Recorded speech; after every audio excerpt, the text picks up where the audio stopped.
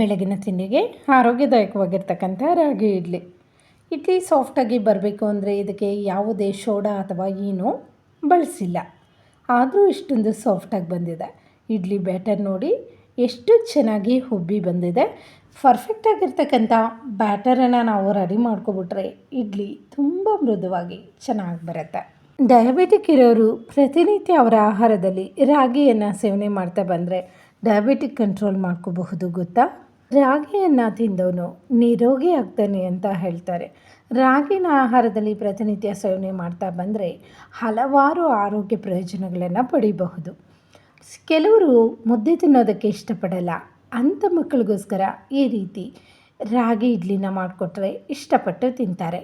ಅಷ್ಟೇ ಅಲ್ಲ, ರುಚಿನೂ ಸಹ ತುಂಬ ಅದ್ಭುತವಾಗಿರುತ್ತೆ. ರಾಗಿ ಇಡ್ಲಿನ ಸಾಫ್ಟಾಗಿ ಮಾಡ್ಕೋಬೇಕು ಅಂದರೆ ನಾವು ಯಾವ ರೀತಿ ಬ್ಯಾಟರನ್ನು ರೆಡಿ ಮಾಡ್ಕೋಬೇಕು, ಇದಕ್ಕೆ ಏನೇನು ಇಂಗ್ರೀಡಿಯೆಂಟ್ಸನ್ನು ಸೇರಿಸಿ ಇಷ್ಟೊಂದು ಮೃದುವಾಗಿ ರಾಗಿ ಇಡ್ಲಿನ ರೆಡಿ ಮಾಡ್ಕೋಬಹುದು ಅನ್ನೋದನ್ನು ಲಾಂಗ್ ವಿಡಿಯೋ ಅಪ್ಲೋಡ್ ಮಾಡಿದ್ದೀನಿ. ಇಂಟ್ರೆಸ್ಟ್ ಇರೋರು ಹೋಗಿ ನೋಡಬಹುದು.